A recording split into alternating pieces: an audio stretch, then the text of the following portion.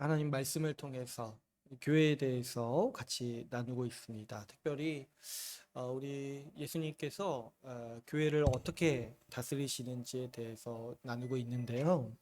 먼저는 우리 주님은 말씀으로 교회를 통치하신다고 했어요. 그리고 동시에 직분을 세우셔서 우리 주님의 통치를 대행하도록 하신다고 했죠. 근데 그 직분은 두 개가 있다고 했어요. 목사 장로가 있고 집사 직분이 있습니다. 그래서 지금 우리가 3주째 이 집사 직분을 같이 나누고 있습니다. 우리 특별히 지난주에는 집사 직분에 대해서 살펴보면서 이 집사에 대해서 가지는 이 잘못된 오해들을 살펴봤죠. 이 집사 직분을 어, 다소 무분별하게 세우는 경향이 있다 보니까 우리 안에도 이 집사 직분을 경시하는 경향이 있는 거죠. 그래서 너무 흔하다 보니까 그저 이 교회를 오래 다니면 당연히 받는 직분, 뭐 내지는 또 이 계급으로 이해를 해가지고 장로 아래에 있는 집사.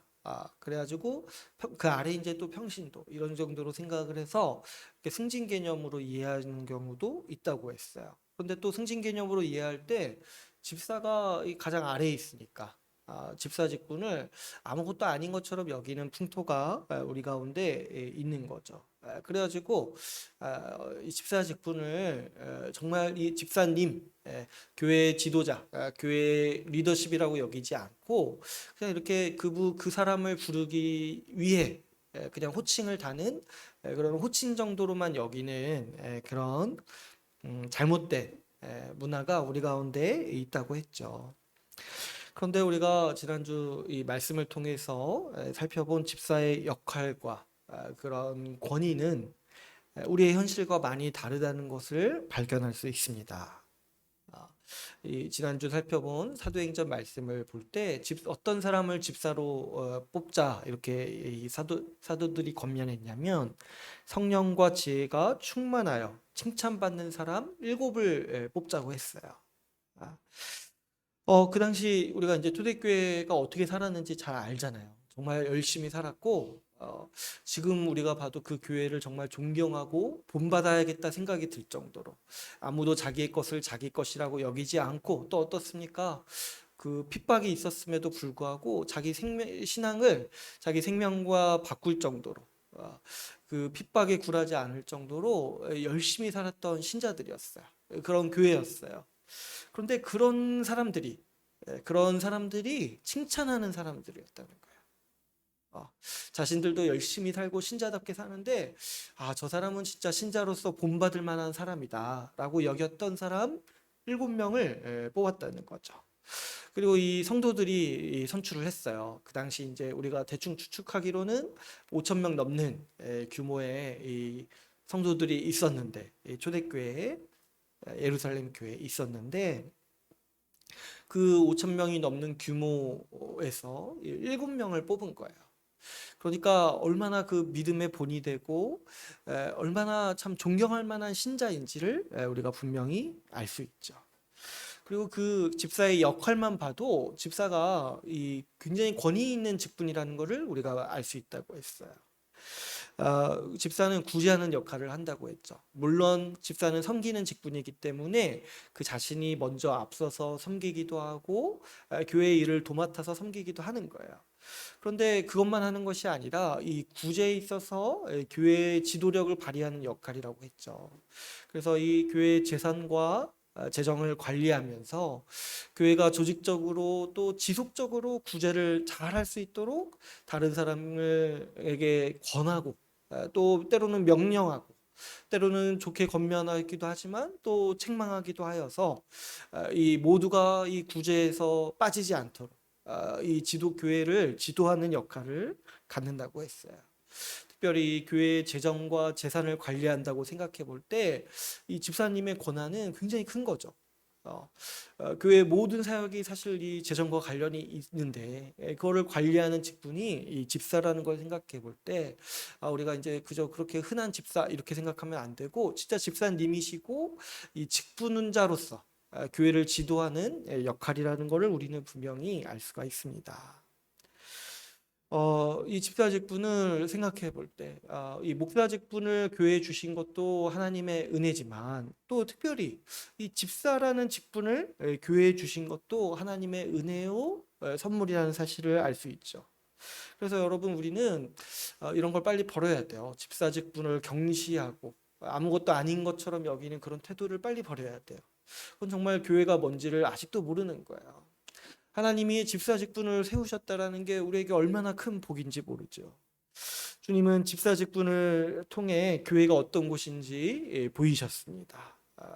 교회가 이렇게 그냥 와서 말씀을 듣고 배우기만 하는 어떤 학교 같은 곳이 아니라 정말 서로 구제하고 서로를 돕기 위해 힘쓰는 정말 가족 공동체라는 것을 이 집사 직분을 통해서 주님은 강조하시고 보여주시기를 원하셨던 거죠. 우리 주님께서는 집사 직분을 통해서 우리를 돌보기 원하십니다. 우리 목사님을 통해서, 목사 직분을 통해서 우리의 영을 돌보시고 또 집사 직분을 통해서 우리의 복지와 우리의 안녕을 돌보시기를 원하시는 거죠. 그래가지고 우리가 기도할 때 영육 간에 강건하기를 원합니다, 이렇게 많이 기도를 하잖아요. 그때 그 영육 간에 강건하다는 말 한번 생각해 보면은 우리의 영도 평안하고 우리의 몸도 이 하나님 나라의 복을 누린다라는 뜻이죠.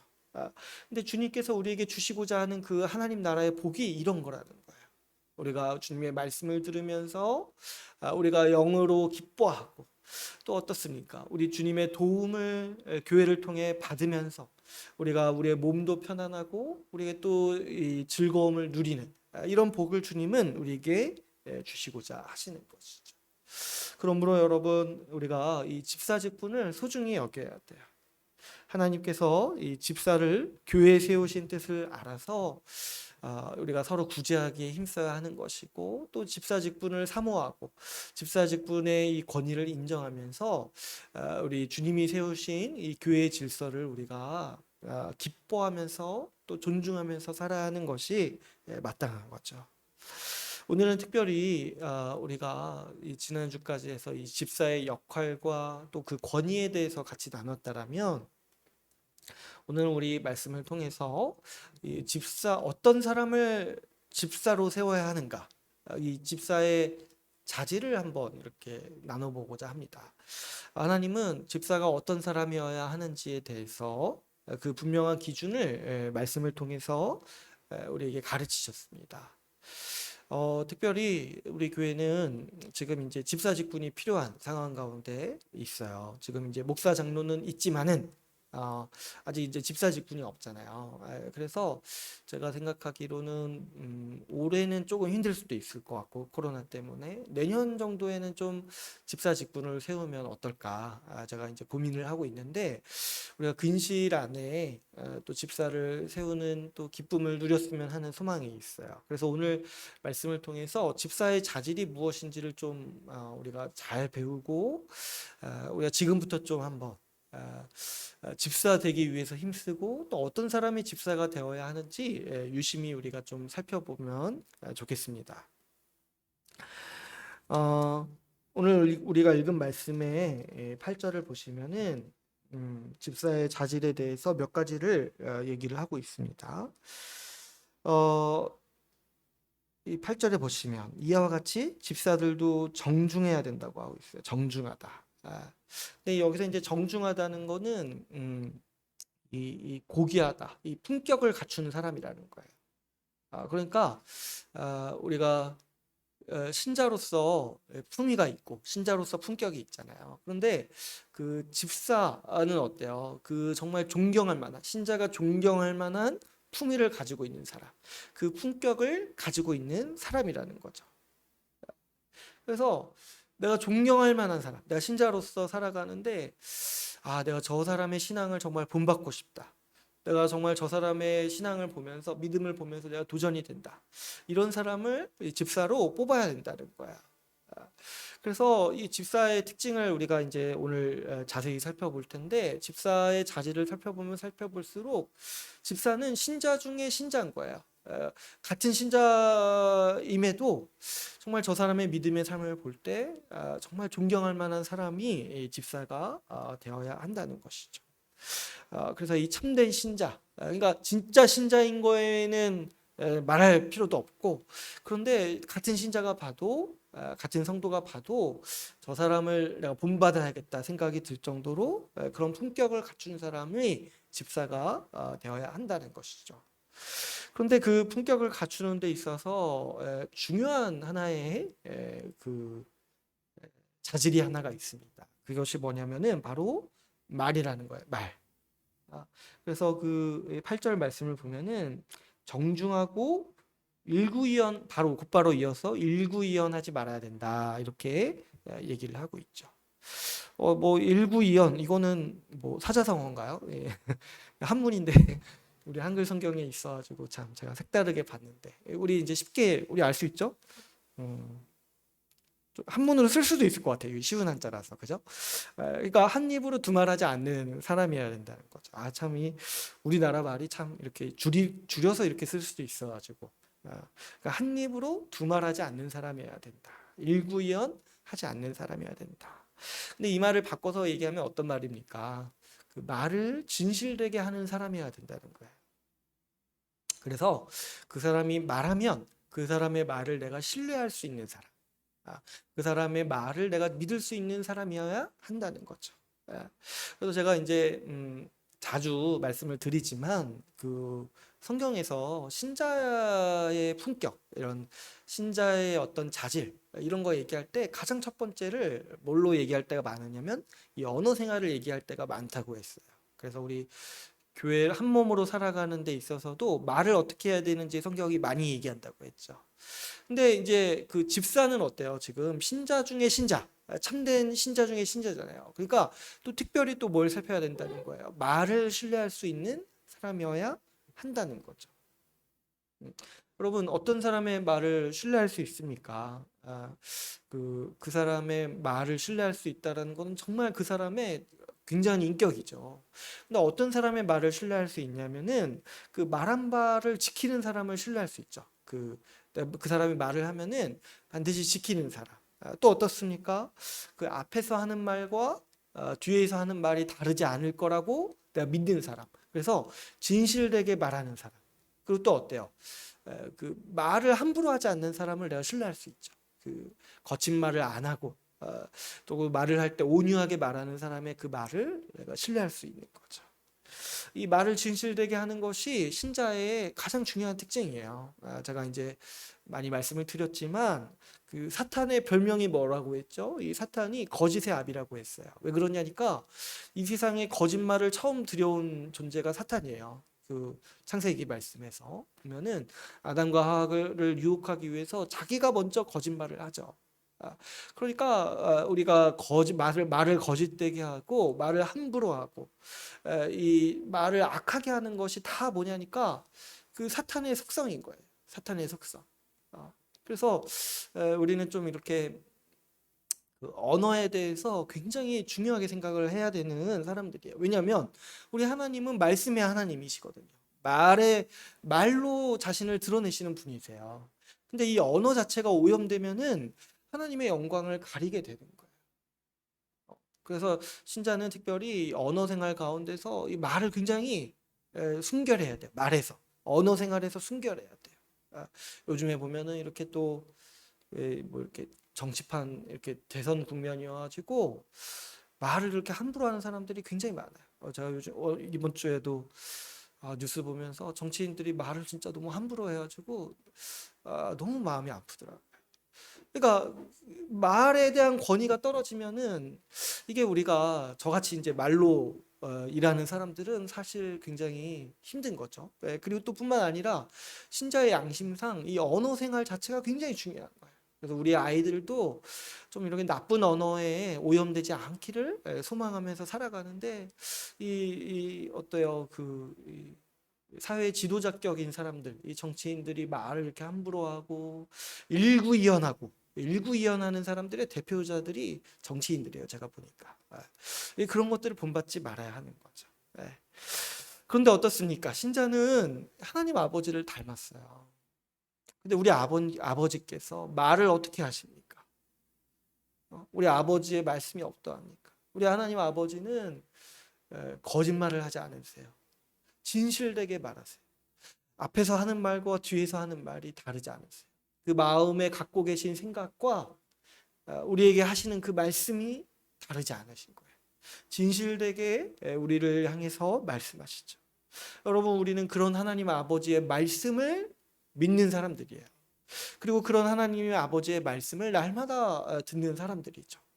그렇기 때문에 우리 신자는 말을 진실되게 하고 일구이연하지 않도록 열심히 우리 자신을 부단히 연단하는 사람들인 거죠. 오늘날 사람들을 보면은 오늘날 사람들도 자신이 품격을 갖추고 싶어요. 그래가지고 자주 하는 게 뭐냐면 자신을 꾸미는 거죠. 좋은 옷을 입고 잘 치장을 하고 또 이렇게 아주 멋진 차를 사거나 아니면 이렇게 좀 괜찮은 집을 사서 자신의 품격을 자랑하고 싶어 하는 거예요. 그래서 우리가 보기에는 아름다워 보이고 이렇게 세련돼 보이는 것을 우리 오늘날 사람들이 품격이라고 생각을 하는 거죠.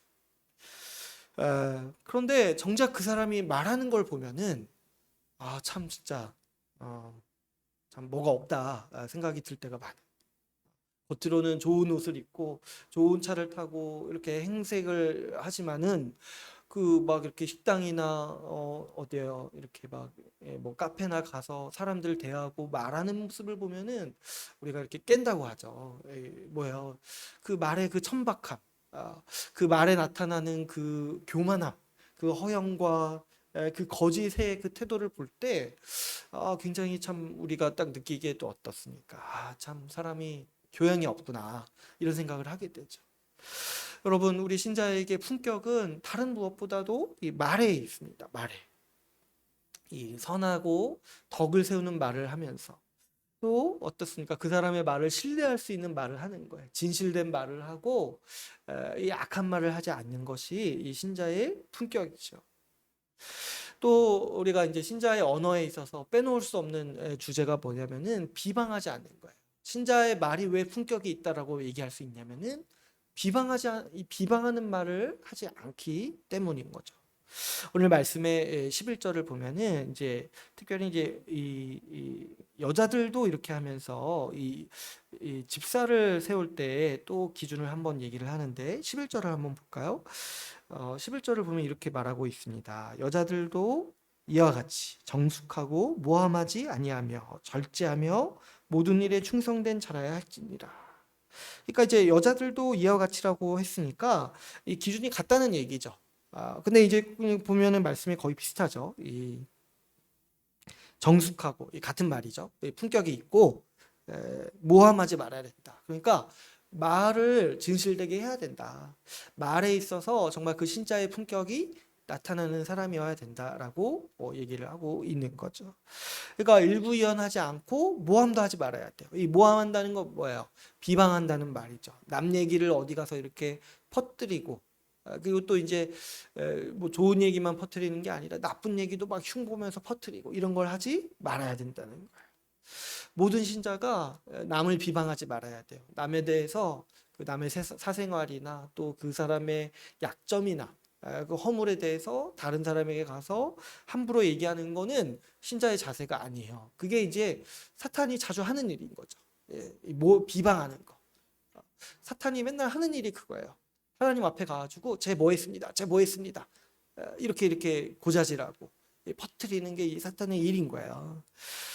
그랬을 때 신자의 품격은 이 비방하지 않는 거. 그래서 어떤 사람의 허물이 드러나도 덕을 세우려 하고 감싸주려 하고 보호하려 하고 위로하려고 하는 거. 그럴 때 그 사람의 말을 우리가 신뢰할 수 있게 되는 거예요. 더군다나 신자가 이러할진데 더군다나 집사는 더 그래야 돼요. 더 엄밀히 이 언어 생활에 있어서 참 존중할 만한 사람이어야 돼요. 왜 그러냐니까 이 집사는 어떠한 역할을 한다고 했어요. 그 여러 성도들의 사정을 파악하는 사람이라고 했잖아요. 구제하기 위해서. 그래서 여러 성도들의 상황을 다 파악하면서 이 한 사람 한 사람을 더 깊이 알게 되고 교제하게 돼요. 특별히 그러면서 어떻게 자연스럽게 이 집사는 한 사람이 처한 어려움을 알게 되고 또 어떤 면에서는 또 깊숙한 사생활까지 알게 되는 면들이 있는 거죠. 어쩌면 남들에게는 말하지 못하는 어려움도 집사가 파악하게 되는 거죠. 재정 상황이나 뭐 이렇게 또 말 못할 어려움들 많이 있지 않겠습니까? 그랬을 때 이제 집사가 다가가서 그런 것들을 인격적으로 대하면서 알게 되고 또 성도들도 집사를 신뢰하기 때문에 자신의 말 못한 어려움이 있을 때 집사님께 가서 어려움을 토로하고 위로를 구하고 또 상담하고 그런 이제 일들을 하는 거예요, 집사가. 그런데 여러분, 집사가 그런 개인의 사적인 이야기들을 남들에게 퍼뜨린다고 생각을 해보세요. 얼마나 못할 일이겠습니까? 그 사람을 어떻게 신뢰하고 내가 어떻게 내 문제를 털어놓고 도움을 구할 수 있겠습니까? 여러분이 누군가에게 상담을 받고 싶을 때 내 얘기 다른 사람한테 다 하고 다닐 사람한테 가서 상담을 하지 않잖아요. 내 얘기를 딱 듣고 그걸 자기만 좀 간직하고 있고 다른 사람한테 함부로 얘기하지 않을 사람에게 나도 내 문제를 털어놓고 도움을 구하고 또 위로를 구하는 게 우리 사람의 심정이죠. 그러니까 집사의 역할이 이러하니까 우리도 이렇게 살아야 되는 게 마땅한데 집사는 더 이 말에 있어서 신뢰할 수 있는 사람, 일구이연하지 않고 이 비방하지 않는 사람, 모함하지 않는 사람, 남의 사생활을 다른 사람에게 퍼뜨리지 않는 사람, 이런 사람이 이 집사가 되어야 하는 것이죠. 또 이제 이어서 보게 되면은 8절 말씀에 술에 임박히지 아니해야 된다고 하고 있습니다. 여기서 이제 술에 임박히다는 말은 이제 술에 중독되었다라는 말이죠. 이제 술에 중독되지 않는 사람이어야 한다는 거예요. 그렇죠. 여러분 이제 보통 술 좋아하고 술에 중독된 사람들은 일반 사회에서도 평판이 안 좋아요. 그런 사람에게 중요한 일을 일반 사회에서도 맡기지 않습니다. 그렇죠. 우리가 막 이렇게 술 좋아하고 술 취하기 좋아하는 사람을 향해서 저 사람 참 품위가 있네 이렇게 얘기하지 않잖아요. 하물며 신자도 마찬가지죠.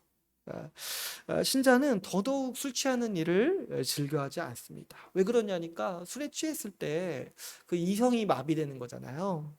근데 이제 이성이 마비되면서 어때요? 이 죄짓기 좋은 상태가 되는 거예요. 그러니까 술 취하는 걸 좋아하는 거는 뭐냐면은 이 자신을 죄에 내어주고 싶어 하는 거예요. 그런 욕망을 이렇게 자꾸 표출하는 거예요. 제정신으로 죄 짓는 건 너무 양심의 가책을 느끼니까 아주 술 취해가지고 나도 모르는 사이에 죄를 짓고 싶은 그런 욕망이 있는 거죠. 그래가지고 그렇게 이제 술 취하는 걸 좋아하는 게 이 신자의 성향이랑 사실은 정반대인 거예요. 왜 그러냐니까 신자는 어때요? 어떻게든 제정신 차려가지고 죄를 안 짓고 싶어 하는 게 신자의 마음이죠. 그리고 어떻게든 죄와 싸우고 싶어 하는데 자기를 이렇게 술에 취해가지고 이런 이 죄에 내어주고 싶어 하는 거는 이 신자의 생활과 맞지 않은 거죠. 더군다나 집사는 마찬가지예요. 집사는 더 그렇지 않겠냐는 거예요. 이 죄와 싸우려고 하는 그 성향이 강하기 때문에 이 술 취하는 것, 술에 중독되는 것에 대해서 상당히 경계하는 거죠.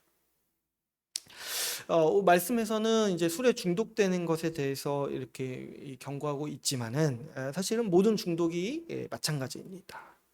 이 대표적으로 이제 술을 얘기했지만 사실 사람을 보면은 오늘날은 특히 술 외에 다른 것들이 많이 있으니까 술뿐만 아니라 오만 가지에 중독될 수가 있는 거죠. 그랬을 때 여러분 이 하나님 없는 인생은 사실 이렇게 갈 수밖에 없지 않겠나 생각이 들어요. 하나님 없는 삶이 괴로우니까 다른 것에 중독되어 가지고 그냥 기쁨을 찾는 거예요. 여러분 무언가 중독된다는 것 자체가 우상숭배요. 하나님 없는 삶을 살고 있는 모습인 것이죠. 중독을 몇 가지 살펴보면 왜 중독되는가 생각해 볼 때 거기에서 기쁨을 느끼고 거기에 의존하게 되기 때문이잖아요. 그러니까 이 중독이라는 게 우상숭배와 같은 거죠. 하나님이 아니라 내가 그 대상에서 기쁨을 찾는 거야. 내가 그 대상을 의존하면서 삶을 살아갈 이유를 자꾸 찾는 거잖아요.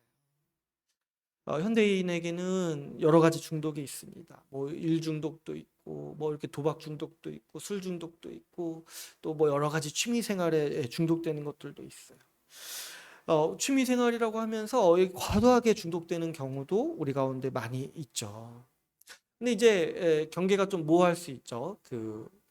취미는 정말 필요한데, 우리가 살아가면서 필요한 일인데 어느 정도가 중독이라고 할 수 있는가, 이런 것들은 약간은 모호할 수 있어요. 그런데 이제 한번 생각해 보세요. 내가 자다가도 생각나고 아침에 일어나면은 바로 생각나는 게 주님이 아니라 바로 그거. 내가 잠일 때도 수시로 확인하고, 일하다가도 수시로 확인해. 내가 이것 때문에 내 일상생활을 집중할 수 없게 만드는 거, 예배에 집중할 수 없게 만드는 거, 말씀 보고 기도하는 일에 집중할 수 없게 만드는 그 모든 것이 사실은 우리를 중독시키려고 우리를 에워싸고 있는 이 우상이라고 생각할 수가 있죠. 왜 제가 이제 중독을 우상이라고 얘기를 하냐면, 뭔가 중독됐을 때 내 전부를 요구해요. 그 대상은.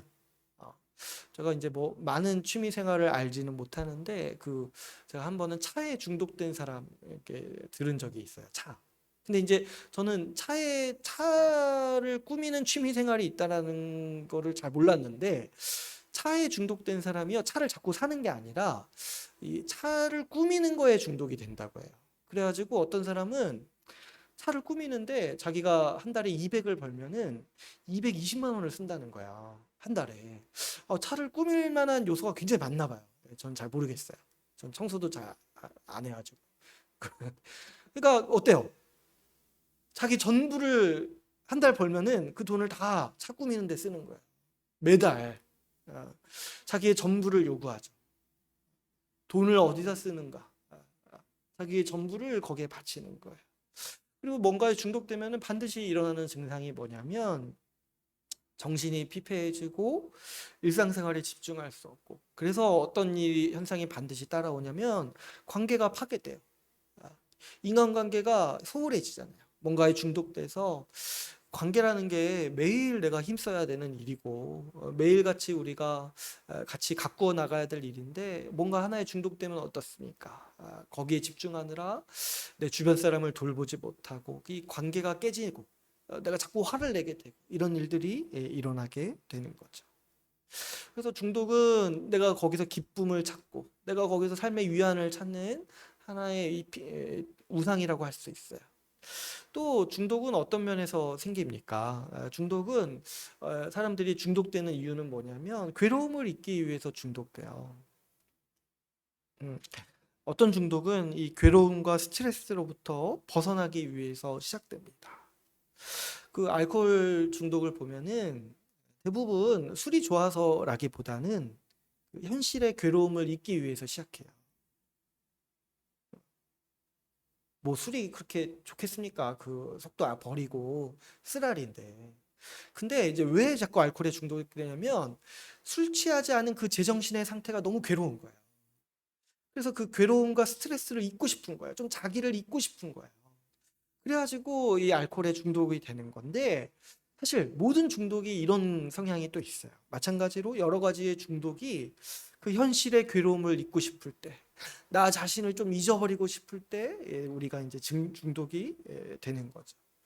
여러분, 이런 중독 역시 하나님을 떠난 사람의 증상입니다. 자신의 문제를 해결해 주시고 내 괴로움을 위로해 줄 수 있는 대상이 하나님이 아니라 바로 그 우상인 거예요. 우상. 그것으로 내 괴로움을 잊을 수 있다고 생각하는 거예요. 그렇죠. 우리 신자는 괴로울 때 하나님을 찾고, 내가 정말 마음이 너무 힘들 때 주님께 엎드려서 간구하고, 주님 어떻게든 도와달라고 울고 불고, 주님을 의존하는 게 우리 신자의 삶인데, 신자가 아닌 자, 하나님이 없는 사람에게는 그럴 수가 없는 거예요. 그래가지고 어떻게든 잊기 위해서 중독될 만한 어떤 대상들을 찾는 거죠. 그러니까 사실 이 술에 임박히지 아니해야 된다, 이거는 중독되지 말아야 된다, 다른 어떤 피조물에 우상에 중독되지 않는 사람이어야 된다는 건데, 이거는 모든 신자가 그래야 돼요. 모든 신자가. 이 하나님 없는 삶의 대표적인 증상이 중독이니까. 그래서 여러분 이 정말 신앙이 없는 사람들을 자세히 관찰해 보면은 뭔가에 중독돼 있고 중독의 위험을 항상 갖고 있어요. 그렇지 않겠습니까? 하나님 없이 살아가는 인생이 얼마나 깊숙이 힘들겠어요. 그래서 술 취하는 사람들을 너무 그렇게 우리가 참 불쌍히 여겨야 돼요. 얼마나 괴로우면은 그러겠습니까? 어쨌든 모든 신자가 그래야 돼요. 근데 이제 집사는 더더욱 그래야 된다는 것이죠. 집사는 중독된 것이 없어야 돼요. 그가 참된 신앙인이라는 증거인 것이죠. 하나님만을 의지하고 하나님으로부터 기쁨을 찾는 사람이어야 하는 것이죠. 또 이제 이 중독에 대해서 또 한편으로 뭐가 있냐니까 뭔가에 중독된 사람은 책임을 감당할 수가 없어요. 왜 그러냐니까 이 사람이 뭔가에 중독됐다는 거는 자기가 그 책임을 떠나고 싶어 하는 거잖아요.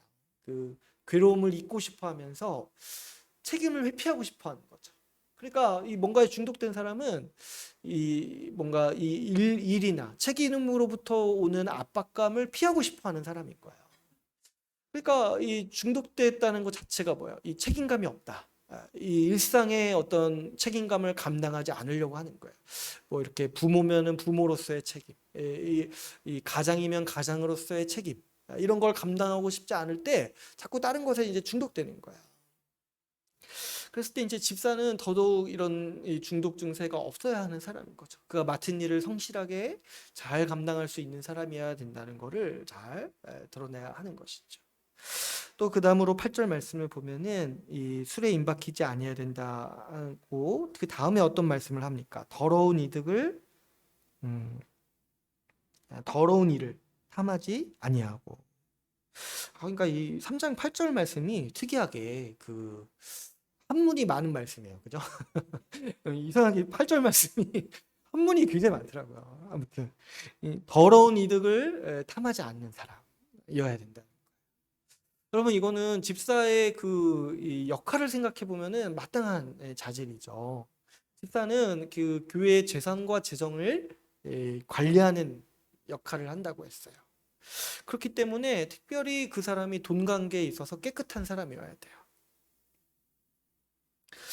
이것이 굉장히 크다는 것을 우리가 잘 인식해야 됩니다. 여러분 세상에 어떤 조직이든지 이 재정 관리하는 쪽은 쉽게 이 비리와 각종 이권 다툼에 휩싸입니다. 그래가지고 사회에서도 재정을 담당하는 부서에 어느 정도의 조금의 횡령은 용인해 주는 게 있어요.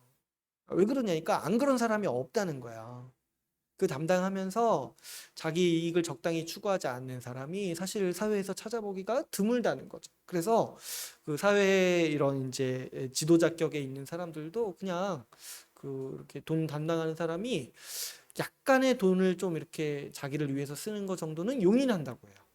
왜냐하면 더 사고 치는 사람들이 훨씬 많다 보니까 약간 얼마 정도 이 정도 이렇게 좀 이렇게 자기를 위해서 쓰는 것 정도는 용인한다는 거야.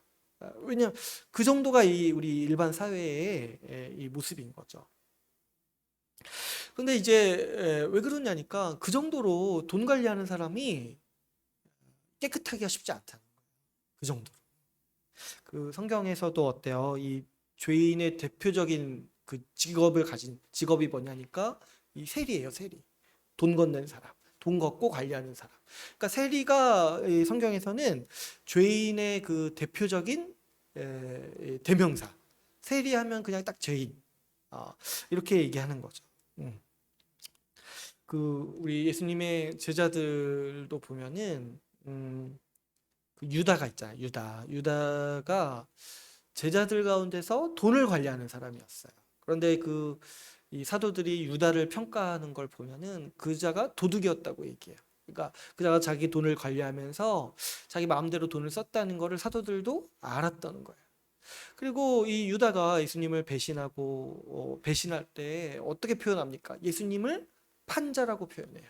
그러니까 유다가 예수님을 배신한 주요 동기가 뭐냐면은 돈 욕심 때문에 예수님을 팔았다는 거예요.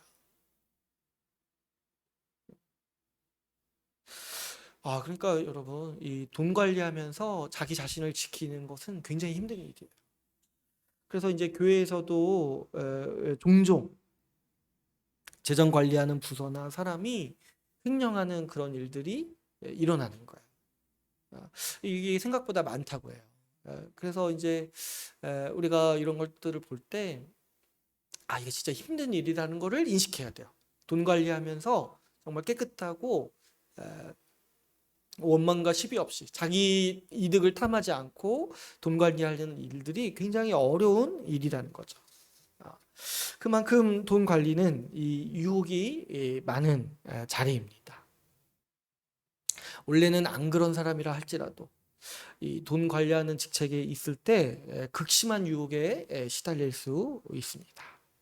그래서 우리가 집사를 세울 때 이런 부분에서 신뢰할 수 있는 사람이어야 하고, 또 어떻습니까? 이런 부분에서 검증된 사람이어야 한다는 것이죠. 돈 관리에 있어서 물론 제도적으로도 그 사람이 유혹에 빠지지 않도록 잘 보호할 수 있어야 돼요. 왜냐하면 그건 그 사람 인격 자체에 맡길 수가 없어요. 왜냐하면 이 자체가 굉장히 극심한 유혹에 시달릴 수 있는 이 일이기 때문이죠. 아, 그런데 그 사람도 그 바탕이 이런 돈 문제에 있어서 우리 모든 성도들이 신뢰할 수 있어야 되는 사람이어야 집사로 우리가 세울 수가 있는 것이죠. 그러면 어떤 사람을 돈 문제에 있어서 신뢰할 수 있습니까? 그랬을 때 이제 평소에 돈에 대해서 어떤 태도를 지니는가 우리가 유심히 봐야겠죠. 그러니까 뭐 이렇게 남들한테 돈 쉽게 빌리고 안 갚는 거, 이건 진짜 안 되는 거죠. 어. 그러니까 빌리는 것도 사실은 좀 약간 교회에서는 하면 안 되는 거죠. 뭐 이렇게 뭐 10,000원, 20,000원 뭐 이런 큰 돈은 물론 안 되고. 예. 그리고 또 이제 이 돈 관리하는 직책이기 때문에 그 자신의 형편이 너무 가난한 사람이 아니어야 할 경우가 있어요. 왜 그러냐면 이게 유혹이 굉장히 심한데, 그 집사 되는 사람이 그 자신이 가난하다 보면은 또 어떻습니까? 그 유혹을 버티기가 굉장히 어려운 거죠. 그러니까 그 사람을 시험에 빠지게 하는 일수가 있는 거예요. 그래서 이 집사 직분을 세울 때는 특별히 그 사람이 너무 형편이 가난하지 않은 사람을 세우는 것이 지혜로운 처사라고 할 수가 있죠. 또 어떻습니까? 평소에 그 사람이 자신의 돈을 어떻게 쓰는지 봐야 돼요. 평소에 그 사람이 자기 것을 남들과 나누는 것에 정말 충성되고 정말 풍성하게 나누는지를 잘 살펴야 돼요. 그럴 때 우리가 이제 이 더러운 일을 탐하지 않는 사람들을 잘 살펴서 이 집사로 세울 수 있는 것이죠. 근데 지나서 이 구절을 보시면은 이 또 집사의 자질에 대해서 얘기할 때 깨끗한 양심의 믿음의 비밀을 가진 자라야 한다라고 얘기하고 있습니다. 예수 십자가 복음을 온전히 알고 이 하나님 나라를 온전히 이해하는 사람이어야 된다는 거예요. 그래서 하나님 나라가 이미 임했다는 그 지식이 굳건한 사람이어야만 한다는 것이죠. 그래서 우리 지난주 말씀이 사도행전 말씀에서도 보면은 성령과 지혜가 충만한 사람이라고 했어요. 그리고 믿음과 성령이 충만한 사람, 이렇게도 얘기를 했죠. 그래서 이 사람들이 말씀을 가르치는 직분은 아니지만은 이 믿음과 지식이 충만해야 돼요. 그래가지고 정말 이 충만한 지식과 믿음으로 온전히 살아가는 사람을 우리가 집사로 뽑아야 하는 거죠. 그래서 우리 지난주에도 말씀드렸지만 이 스데반 집사님, 이 빌립 집사님 같은 경우를 보면은 이 지식이 정말 탁월하셔가지고 전도하는 데도 열심히 있었던 분이에요. 특히 이 스데반이 사도행전 7장에서 설교할 때 보면은 얼마나 탁월하게 구약을 요약하시는지 몰라요. 그래가지고 이 성경 말씀도 사도행전도 스데반의 설교를 요약하지 않고 그 7장 전체를 스데반 설교로 하는 거예요. 그러니까 그 정도로 구약 말씀을 온전히 알고 그 지식에 이 충만한 지식을 가지고 있어야 하는 사람들인 거죠. 또 10절 말씀을 보면은 어떻습니까? 그래서 한 가지 권면하는 게 뭐예요? 이 사람들을 먼저 시험하여 보고 그 후에 책망할 것이 없으면 집사의 직분을 맡게 할 것이요. 이렇게 권면하고 있습니다. 여러분, 이 집사 직분은 중요한 직분이에요. 큰 권한을 가지고 있어요. 교회 재정과 이 재산을 관리하는 직분이에요. 그러니까 굉장히 큰 권한이죠. 그런데 어떻게 그래서 바로 맡기기가 힘든 거예요. 그래서 먼저 시험해 보라는 거예요. 이 신중해야 돼요. 적당히 이렇게 집사로 세우면 안 되고 정말 신중하게 살피고 확증해야 돼요. 그랬을 때 어느 정도의 기간을 두고 이 사람이 정말 잘 섬기는가, 맡은 바 충성되게 섬기는가, 그리고 정말 작은 일에도 충성하는가를 잘 살펴야 하는 것이죠. 맡은 역할이나 섬김을 잘 감당했는가를 보고 그래도 그래 괜찮을 때 정말 그 원망과 시비 없이 교회의 재산을 사용하고 이 재정을 사용하는 모습을 잘 봤을 때 그럴 때 이 집사 직분을 맡겨서 교회 전체의 재산을 관리하고 지키도록 하는 것이 지혜로운 처사인 것이죠. 마지막으로 이 집사들에 대해서 권면할 때 집사 직분의 이 자질에 대해서 얘기할 때 12절에서 얘기를 하고 있습니다. 집사들은 한 아내의 남편이 되어 자녀와 자기 집을 잘 다스리는 자일지니 이렇게 얘기하고 있습니다. 그러니까 집사 직분은 이게 어떤 말씀이냐면 집에서도 잘해야 된다는 거예요. 집에서도. 집안에서도 신자답게 사는 자여야 한다는 거죠. 왜 그러냐니까 이 가정이 이 교회의 기초단위예요. 우리 3장 5절 말씀을 한번 볼까요? 이거는 이제 장로 직분을 얘기하는 건데 3장 5절 말씀을 한번 같이 읽어보겠습니다. 같이 읽어볼게요. 시작.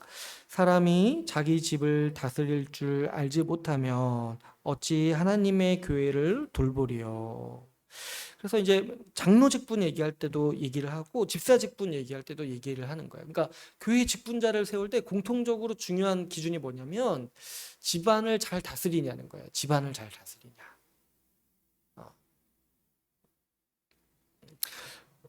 왜 그러냐니까 이 원리가 있는 거예요. 자기 집도 잘 못 다스리는데 자기 가정도 잘 못하는데 어떻게 하나님의 집을 돌보겠냐는 거예요. 그래서 여기서 이제 시험하여 보라고 했잖아요. 그러니까 그 시험하는 하나의 정말 잘 감당할 수 있는지, 그 역할을 잘 감당할 수 있는지, 정말 집사로서의 은사가 있는지를 보기 위해서 시험해야 될 게 뭐냐면은 그 집안을 잘 관리하는지, 그래서 배우자로부터 존경받는지, 또 특별히 그 자녀들을 신자로 잘 양육했는지를 봐야 돼요. 왜 그러냐니까 그 자녀는 부모의 가치관을 정말 있는 그대로 잘 흡수해요. 그래가지고 아, 그 세속적인 가치관은 정말 잘 흡수해요. 이 자녀들이 똑같은 죄인이다 보니까 잘 흡수하는 거예요.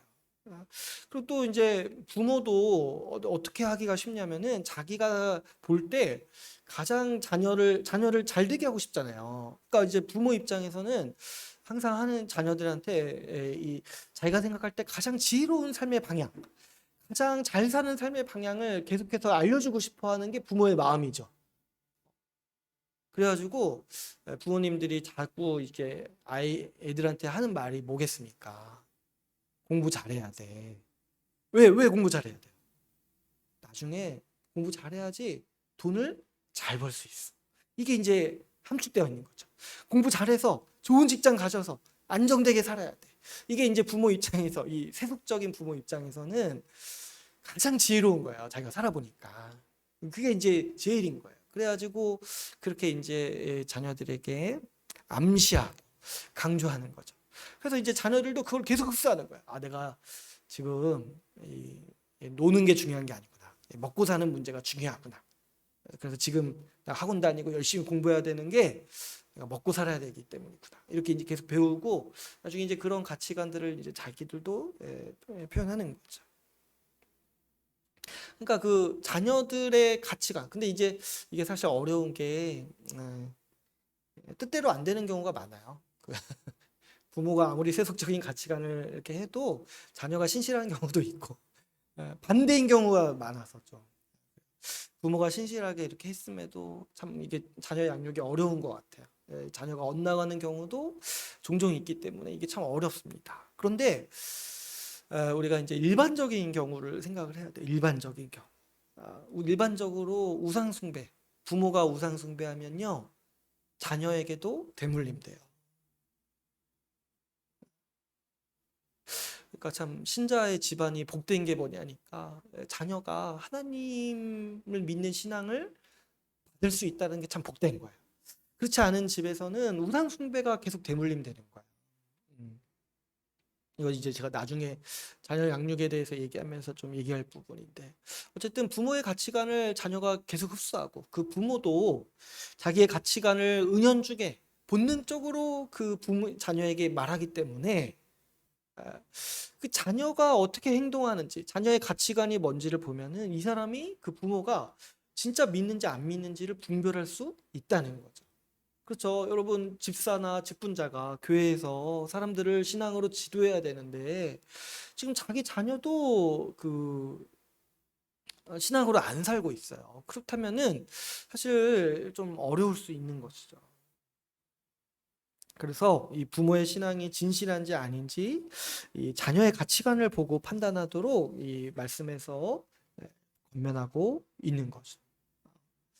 그래서 우리 교회도 보면은 우리 이제 부모님들 계시는데 제가 딱 생각을 해보면 그 자녀들이 다 성장해서 지금 우리 교회에서 신앙생활 잘하고 있잖아요. 그러니까 그 부모님들이 정말 잘 키우신 거죠.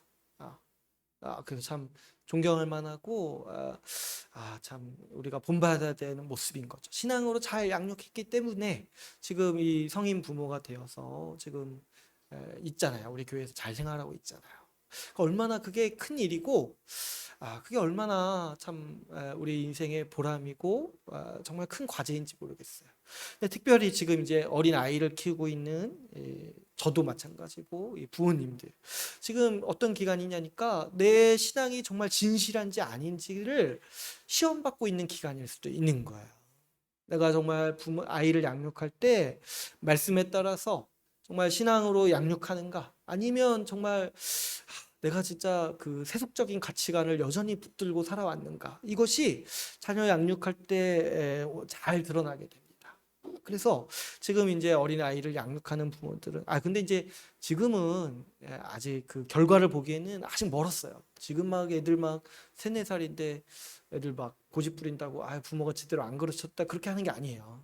나중에 그 아이가 장성했을 때 자기 가치관을 가지고 자기 나름대로 판단을 내릴 때 정말 신자로서 양육되었는가를 이제 보는 거예요. 그러니까 지금 이제 아이를 키우는 부모들은 그때를 위해서 지금 시험의 기간, 정말 시험의 기간이죠. 정말 내가 신자로 양육할 수 있는지를 그 테스트를 받는 기간인 거예요. 그래서 우리 잘 감당해야 됩니다. 저도 마찬가지고 신자로서 잘 양육할 수 있도록 잘 감당해야 돼요. 그래서 이 집사 직분을 세울 때도 그걸 보는 거야. 정말 가정의 신자로서 가정을 잘 이끌어낸가. 그래서 가정에서 돈을 어떻게 사용하는가. 이런 것들을 잘 보면서 그가 이제 집사 직분을 잘 감당할 수 있는지를 우리가 볼 수 있는 것이죠. 이렇게 여러분 오늘 우리가 이 말씀을 통해서 집사의 자질, 말씀에서 정해놓은 집사의 자질이 무엇인지를 우리 같이 함께 나눴습니다. 여러분 이렇게 말씀을 들으시면서 집사에 대해서 또 어떻게 생각하게 되겠습니까? 여러분 그동안 어떤 사람이 집사가 돼야 된다라고 생각을 했습니까? 사실 보통은 관심이 없어요. 보통은 누가 돼도 상관없다 생각을 하기도 하고 또 이제 그 큰 교회에서 생활하셨던 분은 집사 선출할 때 투표하신 적이 있으신가요? 자기도 모르는 사람한테 투표를 해요. 보통 보면은 모르니까 서로 피차 모르니까. 그러니까 참 이게 힘들죠. 말씀에선 분명히 기준이 있고 시험해보라, 점검해보라 이렇게 돼 있는데 우리는 뭐 집사도 나를 모르고 나도 집사를 모르는 상황 가운데서 또 집사를 세워야 되는 그런 상황 가운데 많이 있었던 경험이 있는 거죠. 그런데 여러분, 또 집사를 또 세우려고 할 때 어떤 사람들은 이런 생각을 해요. 교회를 섬기고 교회 일을 도맡아 하는 사람이니까 일을 성실히 잘하는 사람이 집사가 되어야 된다라고 생각을 하는 거죠. 그런데 오늘 우리가 같이 살펴본 이 집사의 자질들을 하나하나 보면은 어떻습니까? 일을 잘하는 그 자질에 대해서는 사실 없어요. 있다고 하더라도 약간 이제 좀 약간 주변부에 있는 거죠. 어, 이제 가장 중요하게 보는 자질이 뭡니까? 그 사람이 참된 신자인가, 존경받을 만한 신자인가를 보는 거예요. 본이 되는 신자인지를 보는 게 이 집사의 자질인 거예요. 그런데 여러분 한번 생각해 보면 이게 약간 우리 생각에는 안 맞을 수 있습니다. 집사가 실제로 하는 역할은 이 교회의 재산을 관리하고 지체들을 위해서 구제하고 섬기는 역할이에요. 그렇다면 우리는 생각하기에 일을 좀 규모 있게 잘하고 행정을 좀 잘 처리하는 사람이 집사가 되면 좋겠다 생각하잖아요. 그런데 그건 우리 생각이에요. 하나님은 그렇게 생각하지 않으신다는 거예요. 본문은 집사가 무엇보다도 복음의 지식을 명확히 알 뿐만 아니라 믿음이 탁월해야 한다는 것을 강조하고 있어요. 이게 참 그래서 참 하나님의 지혜가 우리 생각과 많이 달라요. 우리는 아마 우리가 일상에서 살아갈 때 이런 사람을 보면 이 지금 집사의 자격을 갖춘 사람을 보면은 우리는 신학교 가라고 권면할 거야. 너는 신학교 가야겠다. 그렇게 생각을 할 거예요. 근데 그게 아니라 주님은 집사를 그렇게 세우기를 원하신다는 거예요. 집사. 왜냐하면 왜 집사가 이렇게 믿음이 줘야 되고 믿음의 지식이 있어야 될까요? 왜 그거를 가장 우선적으로 봐야 될까요? 왜냐하면 이 집사의 역할이 하나님 나라의 구제를 실천하는 역할이기 때문입니다. 여러분, 교회가 왜 구제에 힘씁니까? 왜 매일의 구제에 힘쓰고 왜 교회 지체들의 문제를 해결하기 위해서 달려들고 교회 재산과 재정을 다 사용합니까? 거기에 뭐 그 사람이 불쌍해서 그런 게 아니에요. 거기에는 한 가지 중요한 우리의 믿음이 있어요. 그게 뭐냐니까 하나님 나라가 교회에 이미 임했다라는 사실을 믿기 때문에 우리 교회가 구제에 힘쓰는 거예요. 하나님께서는 우리에게 하나님 나라를 주시고자 하십니다. 우리를 창조하신 목적이 뭐냐면 하나님이 만드신 세상에서 우리에게 복 주시기 위해서 우리가 복을 누리면서 살아가게 하시기 위해서 우리를 창조하신 거예요.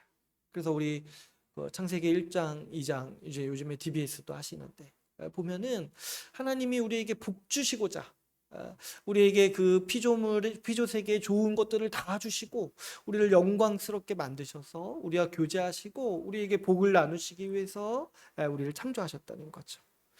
그런데 이 사람의 죄로 말미암아서 우리가 누리던 많은 복을 잃어버렸습니다. 이 궁핍하고 가난해지고 또 우리 안에 이 죄의 성향이 생겨서 서로 미워하고 싸우고 이렇게 살아가면서 우리는 이 죄의 저주를 안에서 살아갔던 것이죠. 그러나 주님께서는 예수 그리스도를 통해서 우리의 죄를 사하시고 우리를 하나님 나라 백성으로 삼으셨어요.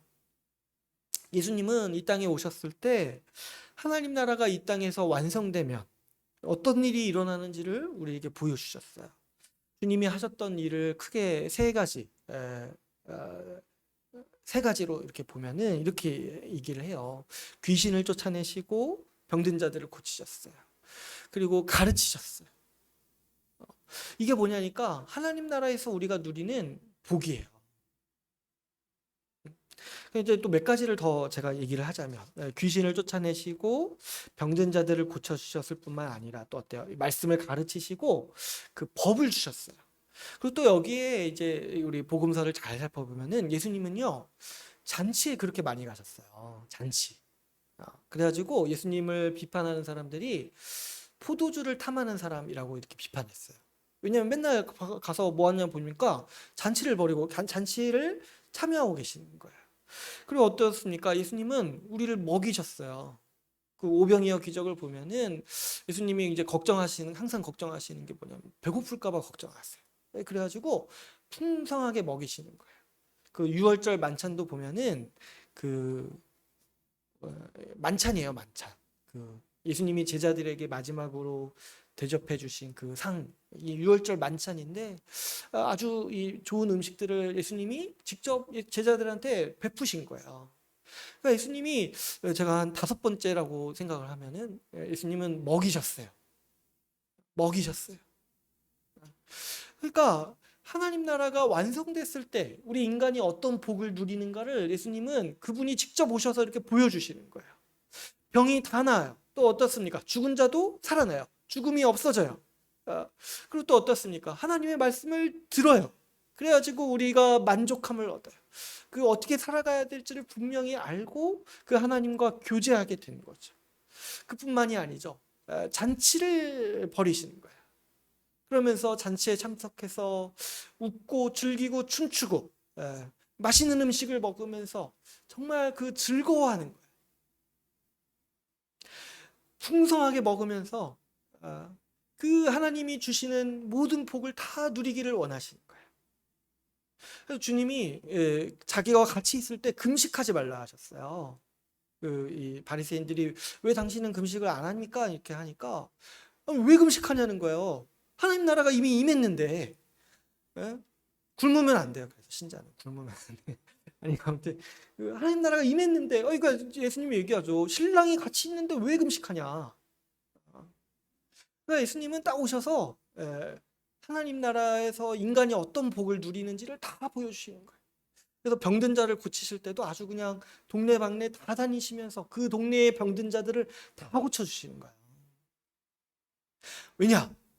하나님 나라가 임했으니까. 하나님 나라에서 누리는 복이 이러하다는 거예요. 말씀을 듣고 배우고 주님과 교제하면서 우리의 몸을 회복시켜 주시고 먹고 마시면서 춤추고 노래하면서 누리는 복이 이 하나님 나라의 충만한 복이라는 거죠. 주님은 승천하시면서 다시 오시겠다라고 말씀하셨습니다. 이게 뭐냐니까 하나님 나라가 이미 임했지만 아직 완성되지 않았다는 거예요. 그래서 주님 다시 오셔서 이제 내가 너에게 보여준 이 세상을 완성하겠다라고 말씀하시는 거예요. 하나님 나라가 임했지만 아직 완성되지 않았기에 그래서 우리 가운데 뭐가 있냐니까 여전히 죄의 악영향이 있어요. 우리가 병에 걸리고 가난과 같은 우리의 결핍, 그 우리의 약함이 우리 가운데 있는 거죠. 이게 왜 있냐니까 하나님 나라가 아직 완성되지 않았기 때문에 우리가 겪는 현실이에요. 병들고 가난하고 궁핍하고 외롭고 죄의 모든 영향 가운데 우리가 경험하게 되는 것이죠. 근데 우리가 생각해 봐야 되는 건 뭐냐니까 이런 죄와 약함은 원래 주님이 세우신 하나님 나라에 없는 저주였어요. 그래서 우리가 이제 때로는 이런 생각을 하는 거죠. 내가 병들고 아프고 가난하고 외롭고 궁핍할 때 정말 진짜 주님이 천국이 진짜 임한 게 맞는가 이런 의심을 하게 되는 거예요. 왜냐하면 원래 이런 것들이 천국의 모습이 아니라는 거예요. 원래 이런 것들이. 주님은 어떻게 이 문제를 해결하셨냐니까 교회를 통해서 이미 임한 하나님 나라를 누리도록 하신 거예요. 주님은 교회를 통해서 하나님 나라가 이미 임했다라는 것을 누리기를 원하셨고 믿기를 원하셨어요. 그래서 이미 임한 하나님 나라에서 주님은 서로가 서로를 구제함으로 하나님 나라의 복을 누리도록 하시는 거죠. 우리 하나님 나라가 아직 완성되지 않았기 때문에 우리 교회 안에 병든 자가 있고 가난한 자가 있을 수 있고 궁핍한 자가 있을 수 있어요. 아직 완성되지 않았기 때문에.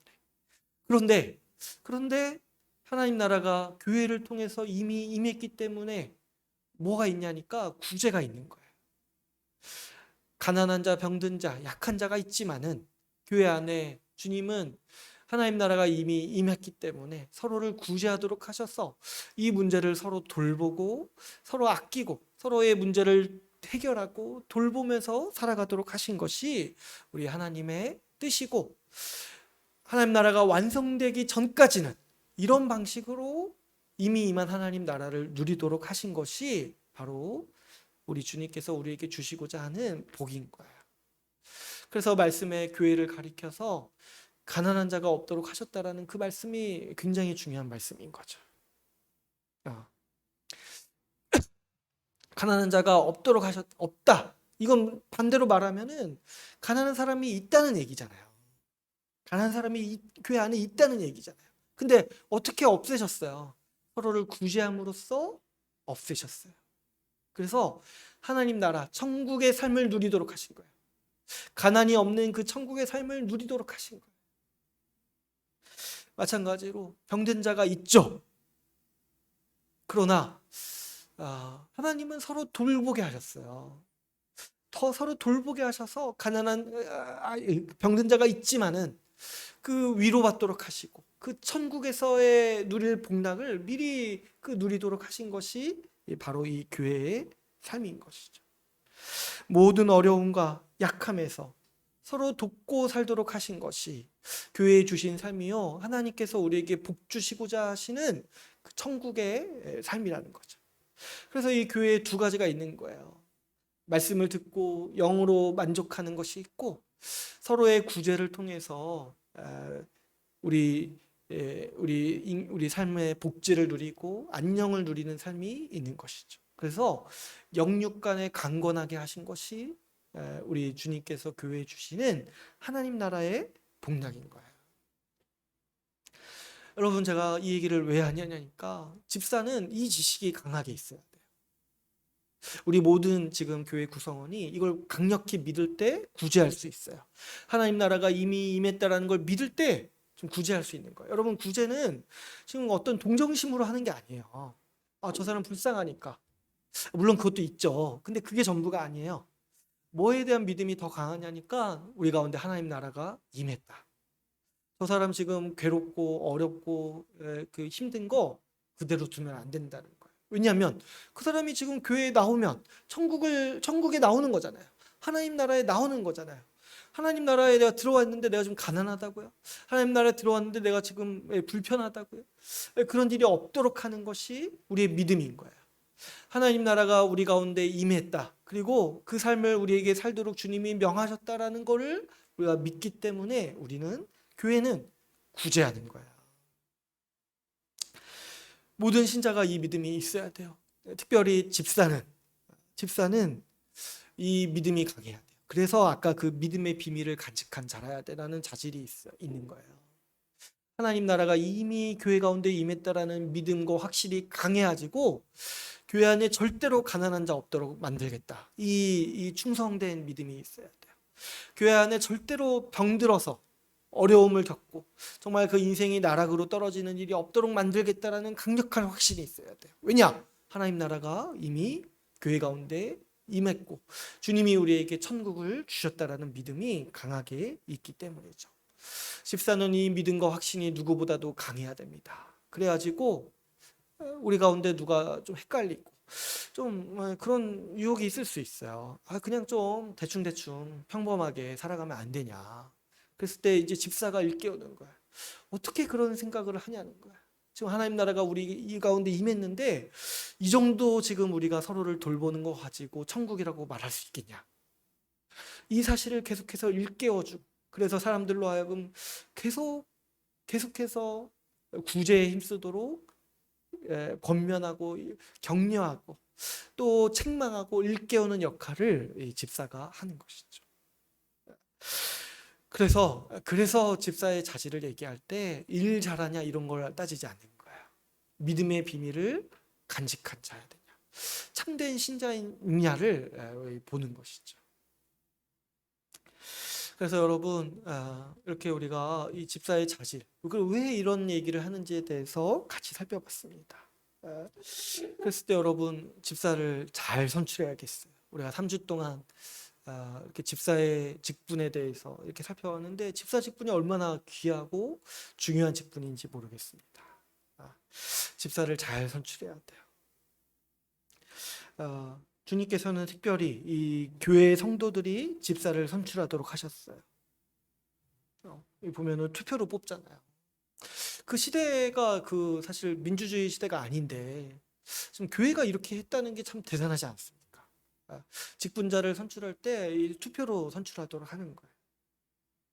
그래서 뭐 집사뿐만 아니라 장로, 목사를 교회가 투표해서 참여합니다. 세웁니다. 교회가 참된 신자를 정예원으로 세워야 하는 이유가 여기에 있어요. 여러분, 세속적인 사람이 장로를 뽑고 집사를 뽑으면 어떤 사람을 뽑겠습니까? 앞에서 집사를 뽑을 때도 그냥 일 잘하는 사람, 때로는 그냥 대충 뽑고, 때로는 그냥 뭐 그냥 나랑 친하다, 이런 사적인 어떤 이유로 뽑게 되는 것이죠. 제가 이제 어떤 교회가 뭐 목사를 평가하는 기준 이런 거 자주 얘기했잖아요. 목사를 평가하는 기준이 다 그런 거예요. 막 사람 숫자 얼마나 불렸는가, 뭐 프로그램을 얼마나 잘 운영하는가 이런 거예요. 그러니까 왜 그러냐니까 그 목사를 평가하는 사람이 사실 이게 잘 모르는 거예요. 잘 모르고 어떤 좀 이렇게 그렇게 말하기는 힘들겠지만 그 사람도 신자가 아닌 그 신자의 마음으로 교회를 보지 않는 그 기준을 가지고 있을 확률도 있는 것이죠. 또 집사를 뽑을 때 어떻습니까? 보통 눈에 잘 띄는 사람을 뽑는다거나 조금만 친하다거나 또 때로는 잘 모르는데도 그냥 투표하는 경우가 많은 거예요. 그래서 그 신천지가 이 틈을 잘 파고들죠. 이런 이제 교회 와서 열심히 생활한 다음에 눈에 이렇게 잘 들어가지고 한 교회 직분자가 딱 되는 거예요. 그런 다음에 이제 교회를 이제 망가뜨리는 거죠. 여러분, 이 직분자를 잘 세울 수 있도록 지금부터 이 말씀과 기준을 알고 준비해야 합니다. 근데 이제 준비한다고 할 때 있잖아요. 어떤 사람이 내가 직분자가 되어야 될지 내가 살피겠다. 이것만으로 지금 부족한 거예요. 준비해야 된다를 때 뭘 준비해야 되냐니까 자, 내가 좀 집사가 돼야겠다. 이걸 준비해야 돼. 이걸 준비해야 돼. 집사의 역할은 교회 모두가 하는 역할입니다. 구제에 힘쓰는 거 있잖아요. 교회 모두가 참여하는 역할이에요. 근데 그 모두가 하는데 그 일을 잘 감당해서 그 일의 리더십을 발휘할 사람을 이제 집사로 뽑는 거예요. 근데 사실 제가 뭐 이렇게 처음 시간에도 이 처음 집사에 대해 나눌 때도 말했지만 아무도 구제하지 않는데 어떻게 집사 직분을 세웁니까? 그러니까 모두가 이 구제하는 일에 힘써서 살고 또 모두가 참된 신자로서 살아가기를 노력해야 돼요. 그래서 오늘 집사의 기준을 보면 어때요? 이게 진짜 참된 신자가 어떻게 살아야 되는지 바꿔서 말해도 아무런 상관이 없는 말씀이에요, 사실은. 어? 우리 신자는 어떻게 살아야 됩니까? 했을 때 이 말씀 그대로 가지고 가도 사실은 괜찮은 말씀이에요. 사실 거의 다르지가 않아요. 신자가 어떤 사람인가 설명하는 것과 그 집사가 어떤 사람인지 설명하는 게. 그랬을 때 여러분, 우리가 먼저 집사로서 살아야 돼요. 집사로서. 그래서 특별히 집사 되기를 여러분 사모하십시오. 오늘 말씀의 끝에 말씀을 보면은 13절 말씀, 마지막 말씀을 보면은 이렇게 얘기하고 있습니다. 우리 마지막으로 같이 한번 읽어볼까요? 13절 말씀. 집사의 직분을 잘한 자들은 아름다운 지위와 그리스도 예수 안에 있는 믿음의 큰 담력을 얻느니라. 아멘. 지금까지 이제 3주 동안 이 집사의 직분을 잘 들으신 분들은 이 13절에 집사 직분에 주시는 하나님의 포상에 대한 말씀인데 이 복이 왜 있는지를 잘 이해할 수가 있어요. 집사 직분을 잘한 자들은 아름다운 지위를 얻는 거라고 했죠. 집사 직분 자체가 대단한 영광이라는 거예요. 하늘의 영광이라는 거예요. 왜 그렇습니까? 신자들의 존경을 받는 직분인 거예요. 그러니까 얼마나 큰 영광입니까? 그러니까 우리가 지금 이게 너무 집사가 많은 상황에서 잘 이해가 안 가실 수는 있지만 집사 직분은 큰 영광이에요. 이 처음 교회를 한번 보세요. 5천 명 중에 7명을 뽑은 거예요. 그러니까 얼마나 영광입니까? 정말 그 가문의 영광으로 삼아야 돼요. 막 이렇게 얘기할 때 우리 집안은 우리 할아버지가 집사였어. 집사님이셨어. 그랬을 때, 야, 진짜 뼈대 있는 집안이구나. 이런 걸 우리가 생각할 수 있어요. 그러니까 집사가 됐다는 것 자체가 정말 어떤 그런 세속적인 어떤 명예 그런 걸 떠나서 그 하늘의 영광을 누리는 그 직분이라는 거예요. 그 성도들이 인정한 신자 중에 신자라는 거잖아요. 그리고 또 어떻습니까? 이 뒤에 보면은 그러니까 굉장히 큰 영광과 그 굉장히 명예로운 직분이에요. 그 다음에 이제 뒤에 보면 어때요? 그리스도 예수 안에 있는 믿음에 큰 담력을 얻느니라. 그러니까 믿음의 확신을 더 선물로 받는다는 거예요. 믿음의 확신을. 그렇죠, 여러분. 지금 집사를 어떤 사람을 뽑는 거예요? 정말 신자 중에 신자를 뽑는 거잖아요.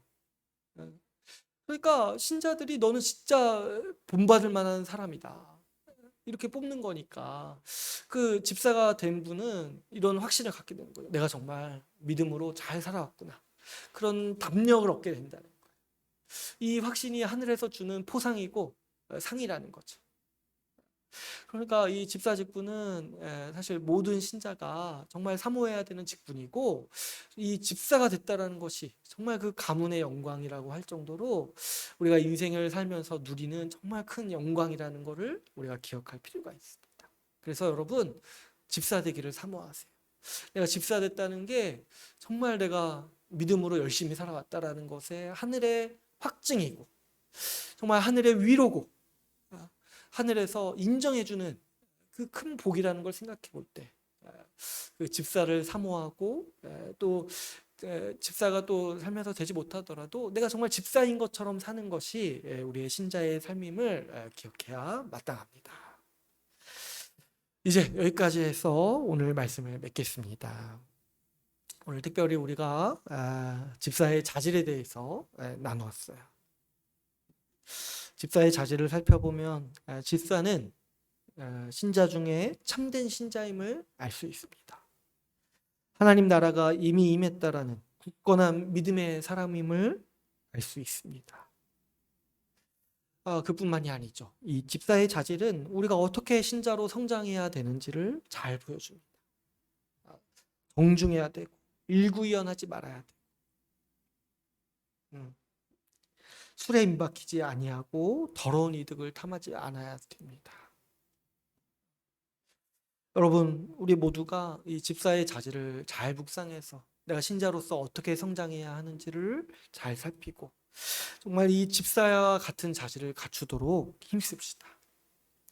우리 모두가 이 집사로서, 이 집사를 지망하는 신자로서 이 구제에 힘쓸 때 우리 교회가 이미 임한 하나님 나라의 복락을 온전히 누리기를 간절히 소망합시다. 오늘 말씀을 마치고 같이 기도하는 시간을 갖도록 하겠습니다.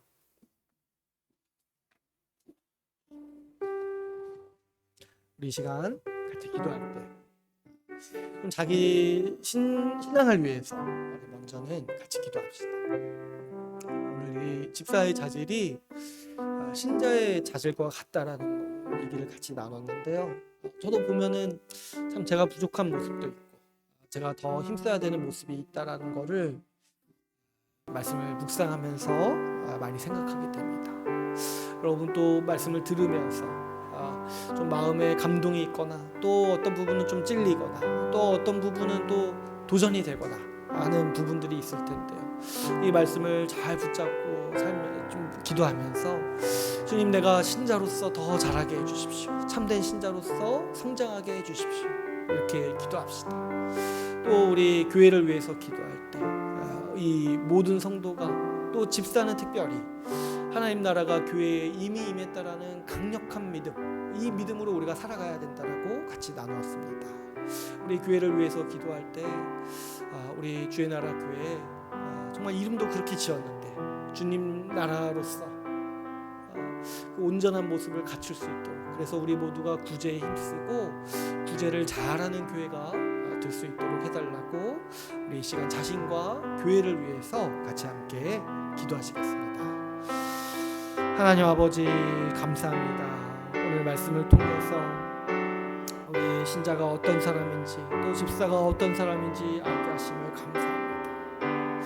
주님, 저도 말씀을 보면서 많은 부분에 있어서 찔림이 있고 또 도전이 있습니다.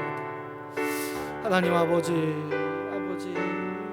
언어 가운데 주님, 말 가운데 품위를 갖추게 하여 주시고 신자담을 갖추게 하여 주시옵소서. 하나님 아버지, 또 아버지 일상 가운데 다른 어떤 것에 시간과 재정을 낭비하지 않게 하시고 우리 주님을 위해 살아가고 교회를 섬기는 일에 더 힘쓰게 하여 주시옵소서. 하나님 아버지, 말과 입술을 붙잡아 주시옵소서. 그래서 말에서 더욱더 정중한 사람이 되게 하여 주시고 아버지 목사로서 아버지 신자로서 품격을 갖추게 하여 주시옵소서. 하나님 아버지 붙잡아 주시고 인도하여 주시옵소서. 우리 주의 나라 교회를 특별히 붙들어 주시고 인도하여 주셔서 우리 모두가 하나님 나라가 이미 임했다라는